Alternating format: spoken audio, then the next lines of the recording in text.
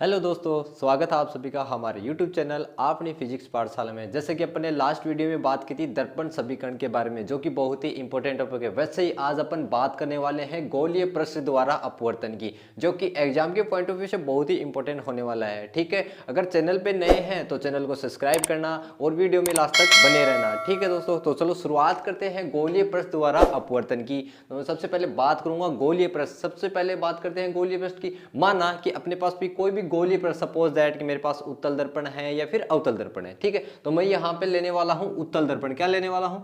उत्तल दर्पण लेने वाला हूँ। ठीक है, मैंने एक कटा हुआ उत्तल दर्पण लिया है। ठीक है, और गोलीय पृष्ठ द्वारा अपवर्तन ये कहता है कि हमें किसी न किसी माध्यम में अपवर्तनांक ज्ञात करना है। ठीक है, इतनी बात बोल देता है। उसके बाद देखो ये दर्पण का मुख्य अक्ष है। ठीक है, मुख्य अक्ष है।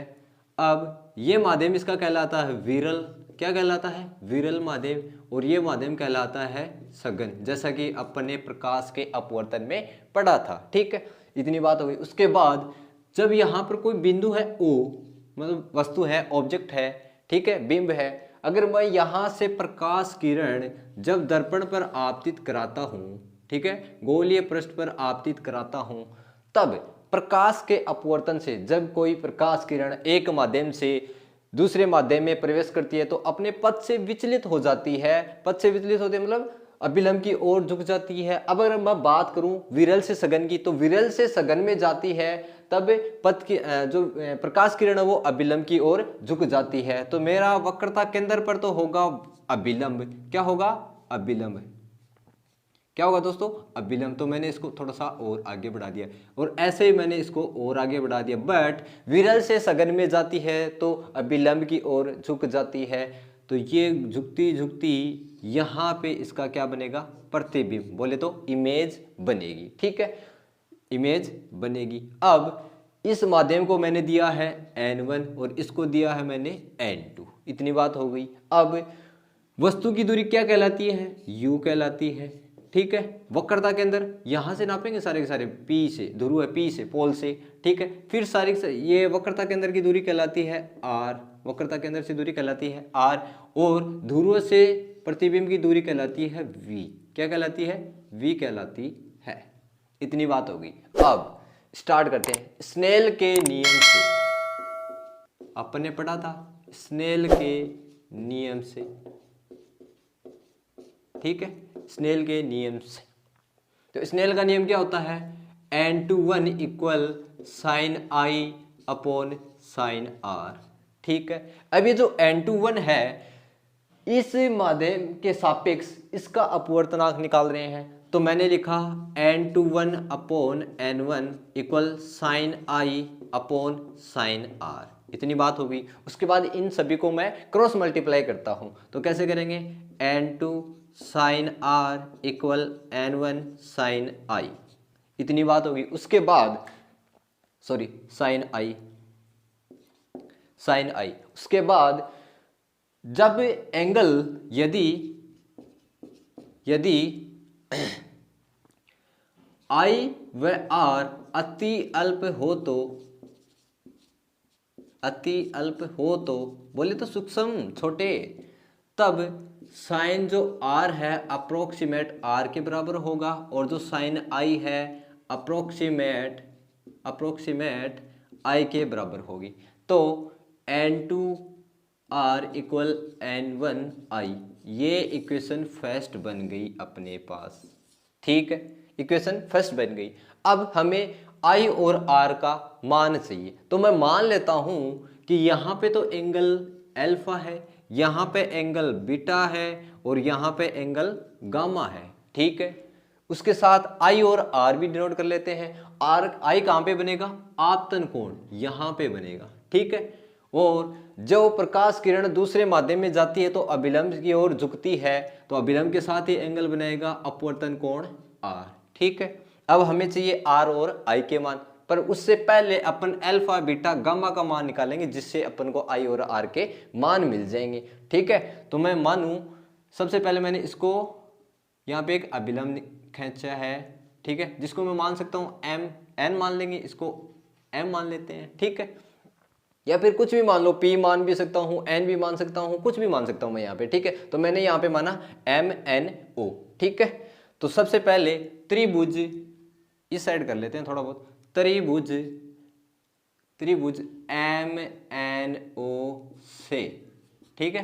तो tan अल्फा निकालेंगे, tan अल्फा, तो tan अल्फा लंब बटे आधार, तो इसमें लंब क्या है, MN है, और आधार क्या है, ON है, ठीक है।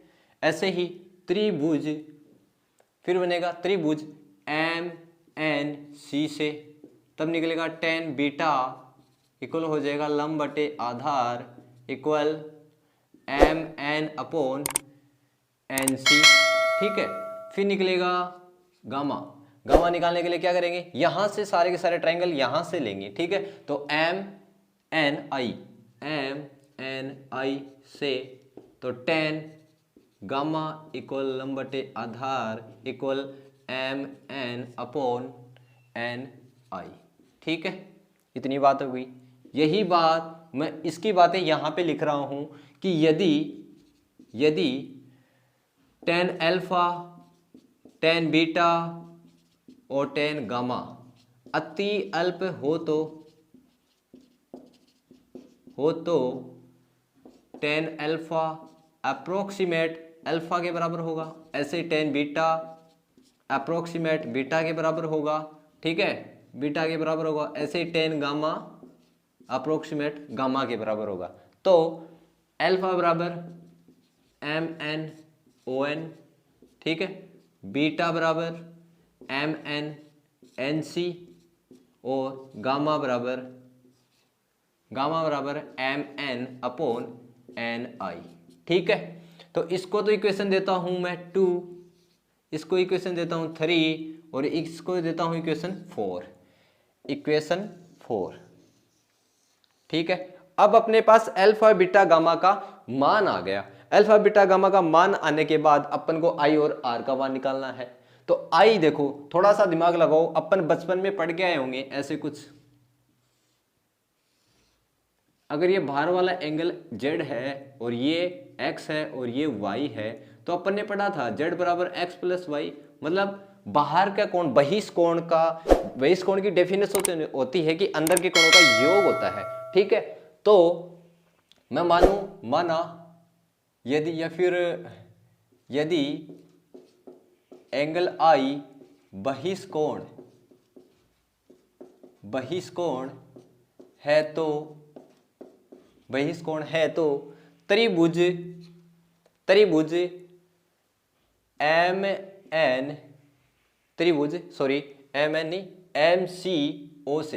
MCO से, क्योंकि अंदर वाला योग तो ये है ना, अंदर वाले एंगल तो, ठीक है।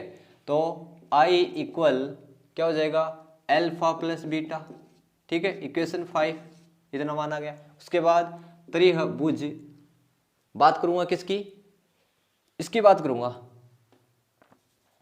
बात करूंगा तो आ जाएगा अपने पास MCI से, ठीक है।